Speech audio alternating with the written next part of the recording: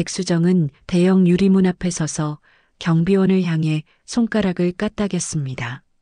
화려한 명품 가방을 한쪽 팔에 걸친 채 다른 손으로는 선글라스를 벗었죠. 문 열어 얼른. 그녀의 목소리는 날카롭게 울려 퍼졌어요. 경비원은 서둘러 달려와 문을 열었습니다. 인사를 건네는 그를 무시한 채 백수정은 당당하게 로비로 들어섰어요. 오늘도 남편 모르게 회사에 들른 백수정입니다. 남편 박정호가 대기업의 계열사의 사장이라는 이유만으로 그녀는 이곳에서 여왕처럼 군림하곤 했죠. 엘리베이터에 오르자 직원들이 고개를 숙이며 인사했습니다. 백수정은 그저 턱을 들어 응대할 뿐이었어요. 사장실 옆 비서실에 들어서자 비서가 급히 일어나 맞이했습니다. 사모님, 오늘은 어쩐 일로 오셨어요? 백수정은 비서의 책상에 가방을 던지듯 올려놓고는 점심은 고급 레스토랑에서 사다 줘요. 난 식당 음식은 안 먹어요라고 말했죠. 그리고는 남편 사무실로 향했습니다. 다행히 남편은 외부 미팅으로 자리를 비웠군요. 백수정은 남편 자리에 앉아 사무실을 둘러봤어요. 높은 곳에서 바라보는 도시 전경이 마음에 들었습니다. 이 모든 것이 마치 자신의 것인 양 느껴졌죠. 비서가 조심스레 들어와 사모님, 회장님, 가족분들께서 오늘 오후에 방문하신다고 합니다라고 알렸어요. 백수정의 표정이 순간 굳었습니다. 그녀도 회장 가족 앞에서만큼은 조심해야 했으니까요. 그래. 그럼 나는 일단 둘러보고 갈게. 직원들 좀 불러줘. 비서는 난처한 표정을 지었지만 백수정은 아랑곳하지 않았습니다. 그녀에게 회사는 그저 자신의 권위를 과시할 수 있는 놀이터에 불과했죠. 자리에서 일어나 복도를 걸으며 백수정은 직원들을 향해 입버릇처럼 말했어요. 내가 누군지 알아? 난 박정호 사장 부인이야. 오후가 되자 백수정은 마케팅부 신입사원을 불러 명품 쇼핑을 함께 하자고 했습니다. 신입사원은 중요한 회의 준비가 있다며 난색을 표했지만 백수정은 그저 웃을 뿐이었죠. 회의가 중요해? 내가 쇼핑하는 게 더 중요하지 않을까? 결국 신입사원은 울상을 지으며 백수정의 뒤를 따랐습니다. 쇼핑몰에 도착한 두 사람. 백수정은 신입사원의 팔에 갖가지 쇼핑백을 걸쳤어요. 1시간, 2시간이 지나도 백수정의 쇼핑은 끝날 줄 몰랐습니다.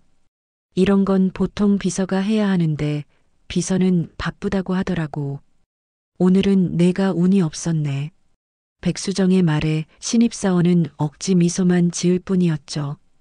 회사로 돌아온 백수정은 다른 여직원을 불러 자신의 병원 처방전을 받아오라고 시켰습니다. 오늘 중으로 가져다 줘. 아, 내 이름으로 받지 말고 내 이름으로 받아와. 내 약은 특별관리 대상이라 그래. 직원은 어리둥절한 표정이었지만 거절할 수 없었죠. 백수정의 부탁은 곧 명령이었으니까요. 회장님 가족들이 방문하는 시간이 다가오자 백수정의 태도는 180도 달라졌습니다. 화장실에 들어가 메이크업을 다시 하고 옷매무새를 가다듬었어요. 거울 앞에서 미소 연습도 했죠. 안녕하세요, 회장님. 오늘도 건강해 보이십니다. 몇 번이고 반복하며 최대한 공손한 목소리를 내려 애썼습니다. 회장 가족들이 도착하자 백수정은 마치 다른 사람이 된 듯 깎듯이 인사했어요. 허리를 90도로 굽히며 존경심을 표현했죠. 회장 부인의 가방을 칭찬하고 회장의 건강을 염려하는 모습은 마치 연기상을 받을 만했습니다. 하지만 회장 가족이 자리를 뜨자마자 백수정의 표정은 다시 차갑게 변했어요. 남편 모르게 진행되는 이런 일상이 쌓이면서 직원들 사이에선 백수정에 대한 불만이 커져갔습니다. 하지만 아무도 사장 부인에게 직접 항의할 수 없었죠. 오직 한 사람, 사장인 남편만이 그녀를 제지할 수 있었지만 그는 아내의 행동을 전혀 모르고 있었으니까요. 오늘도 성공적이었어. 백수정은 회사를 나서며 만족스럽게 중얼거렸습니다. 화창한 봄날, 백수정은 또다시 회사에 들렀습니다. 팔에 걸친 신상백은 오늘 아침 배송된 것으로 남편은 여전히 그 가격을 모르고 있었죠. 로비에서 백수정은 새로운 얼굴을 발견했어요. 단정한 정장 차림의 젊은 여성이 엘리베이터 앞에서 기다리고 있었습니다. 그녀의 모습은 평범한 행정직 신입사원 같았지만 어딘가 남다른 분위기가 느껴졌어요. 어머, 새로운 직원인가 봐요? 백수정이 다가가 물었습니다. 여직원은 공손하게 고개를 숙이며 네, 이서윤이라고 합니다. 행정팀에 이번 주부터 일하게 됐어요 라고 답했죠. 단순한 인사였지만 서윤의 태도에서는 묘한 품위가 느껴졌습니다. 백수정은 이 신입사원에게 묘한 호기심을 느꼈어요. 요즘 신입들은 정말 예쁘네. 어떻게 입사했어? 백수정의 질문에 서윤은 담담하게 대답했습니다. 일반 채용 과정을 거쳤습니다. 이전에 인턴 경험도 있고요. 그녀의 대답은 간결했지만 자신감이 넘쳤죠. 백수정은 서윤을 위아래로 훑어보았어요. 값비싼 옷은 아니었지만 뭔가 고급스럽게 입은 느낌이었습니다. 너 오늘 한가해 보이네? 나 좀 따라갈래? 백수정의 갑작스러운 제안에 서윤은 놀란 기색을 감추지 못했어요. 죄송합니다만 오늘은 업무가 있습니다. 서윤의 정중한 거절에 백수정의 눈빛이 날카로워졌습니다. 업무? 너 내가 누군지 알아? 업무는 나중에 야근하고 일단 따라와. 서윤은 잠시 망설이는 듯 했지만 결국 고개를 끄덕였죠. 백수정의 말은 이 회사에서 거부할 수 없는 명령이었으니까요. 두 사람은 함께 엘리베이터에 올랐습니다. 오늘은 명품샵에 가려고 해. 내가 짐 좀 들어줄래? 백수정의 말에 서윤은 미소를 지을 뿐이었어요. 회사 밖으로 나오면서 백수정은 서윤의 걸음걸이를 유심히 살폈습니다. 평범한 회사원처럼 보이지만 그녀의 자세와 말투에는 뭔가 특별한 것이 있었어요. 이 아이는 뭔가 다르네. 백수정은 생각했지만 곧 그런 생각을 접었습니다. 어차피 오늘 하루 쇼핑백을 들어줄 직원에 불과했으니까요. 백화점 명품관에 들어선 두 사람. 높은 천장과 고급스러운 인테리어가 방문객들을 맞이했습니다. 백수정은 여러 매장을 돌아다니며 물건을 구경했고 서윤은 묵묵히 그녀의 뒤를 따랐어요. 첫 번째 매장에서 백수정이 고른 가방을 서윤의 팔에 걸어주었죠. 이거 들고 있어. 내가 다른 것도 볼 테니. 두 번째 매장으로 들어서자 특이한 일이 벌어졌습니다. 점원들이 서윤을 보고 잠시 멈칫하더니 서로 눈빛을 교환했어요. 그들의 표정이 굳어지고 조심스럽게 눈치를 보기 시작했죠. 한 점원이 다른 점원에게 속삭였습니다. 저분, 맞죠? 다른 점원은 걱정스러운 표정으로 대답했어요. 짐 드시게 하면 안 되는데. 사모님은 모르시는 것 같아요. 백수정은 이런 분위기를 전혀 감지하지 못했습니다. 그저 여러 옷을 골라 서윤에게 들게 했어요. 이것도 좋네. 이것도 들어봐. 서윤의 팔에는 점점 더 많은 쇼핑백이 걸렸지만 그녀는 불평 한마디 없이 묵묵히 따라다녔습니다.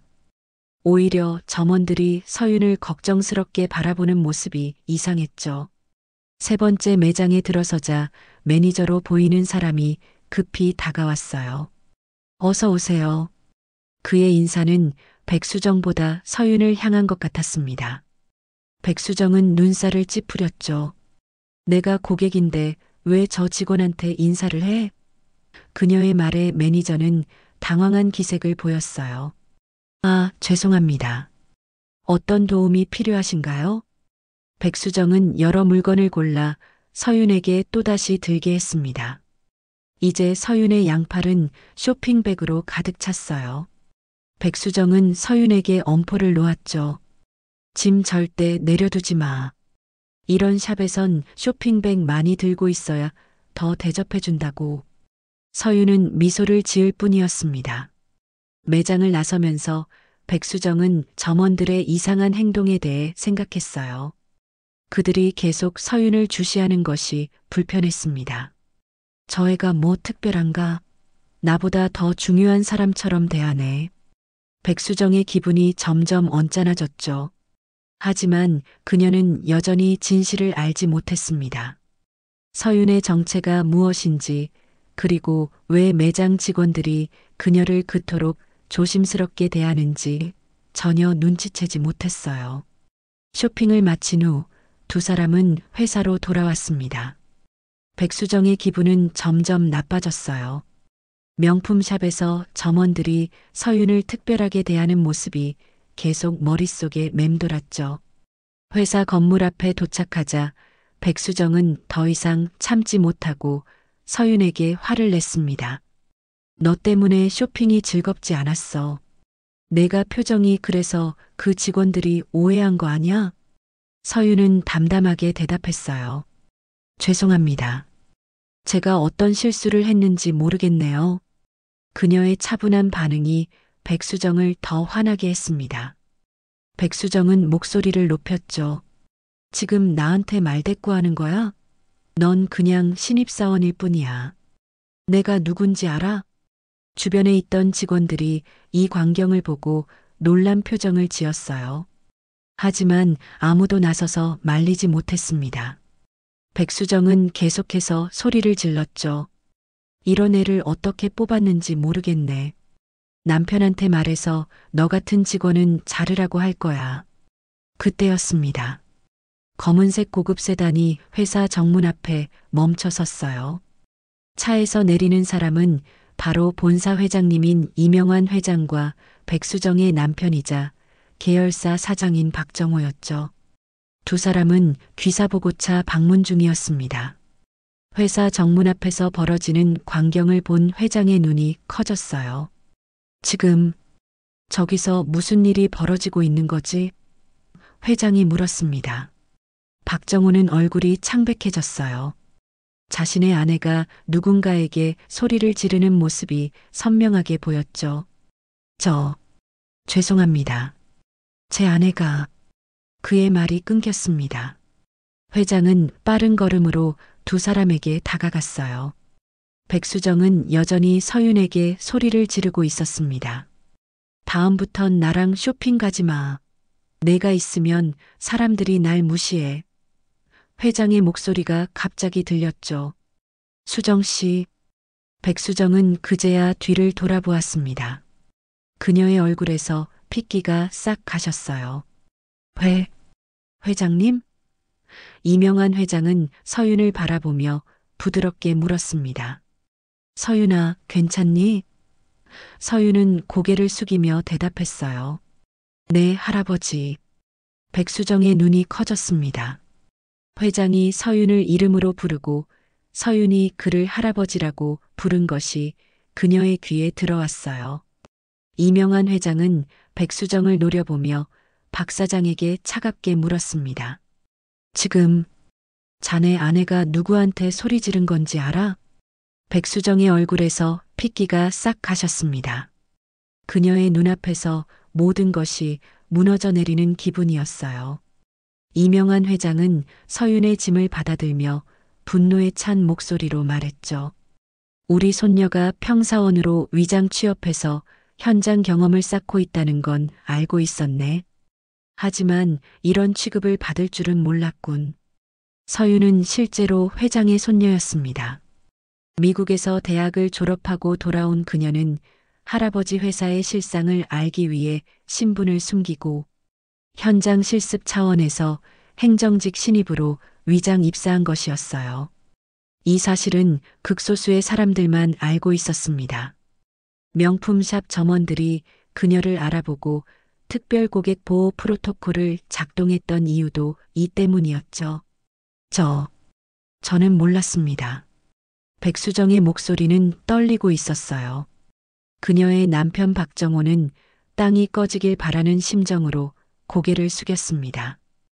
회장님, 정말 죄송합니다. 제가 아내를 제대로 관리하지 못했습니다. 이명환 회장은 고개를 저었어요.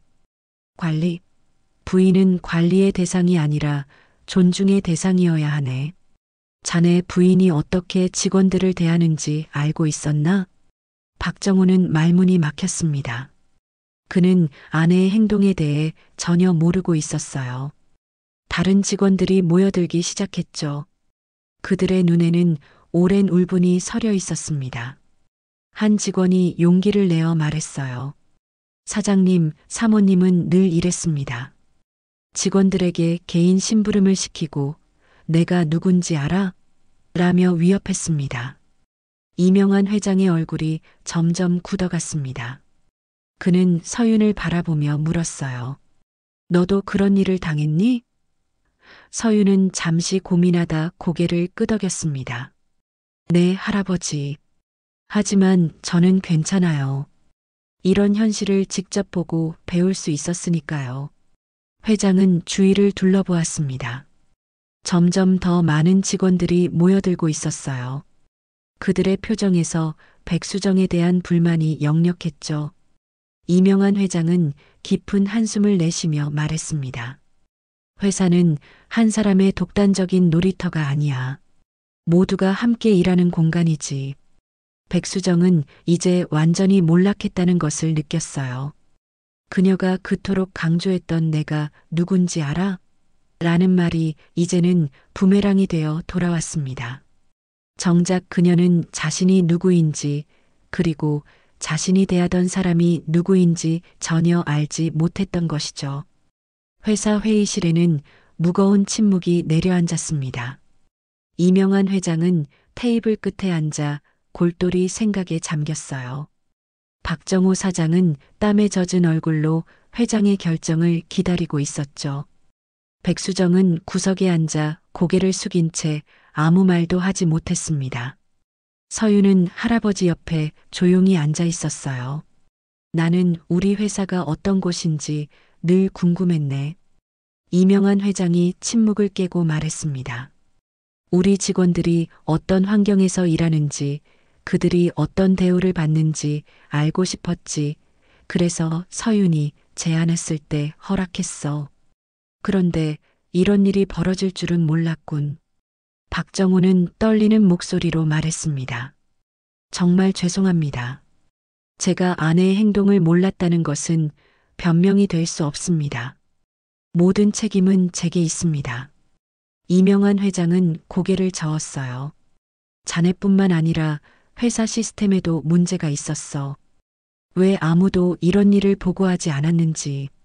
서윤이 조심스럽게 말을 꺼냈습니다.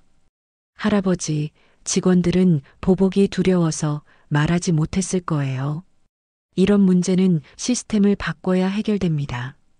그녀의 말에 회장은 깊이 고개를 끄덕였죠. 내 말이 맞아. 이번 일을 계기로 우리 회사 문화를 바꿔야겠구나. 이명환 회장은 박정호를 바라보며 단호하게 말했어요. 저런 인간을 아내로 둔 사람에게 회사를 맡길 수 없군. 박정호의 얼굴이 하얗게 변했습니다. 지금부터 자네는 직무정지다. 인사 발령은 내일 통보하겠네. 그리고 백수정을 향해 말했죠. 당신은 공식 사과문을 제출하시오. 그리고 두 번 다시 회사에 얼씬거리지도 말게. 백수정은 이제야 상황의 심각성을 깨달았어요. 그녀의 눈에서 눈물이 흘러내렸습니다. 정말 죄송합니다. 제가 잘못했습니다. 하지만 이미 때는 늦었죠.